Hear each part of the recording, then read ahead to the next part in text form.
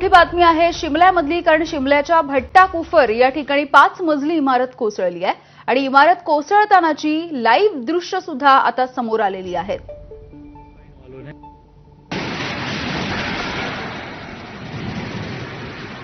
तर शिमल्यामधली ही दृश्य आपण बघतोय।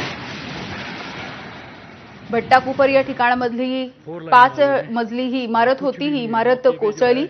खरं तर या सगळ्या परिसरामध्ये सध्या मुसळधार पावसाचं थैमान सुरू आहे। निशान नहीं है, साथ वाली बिल्डिंग का भी खतरा है।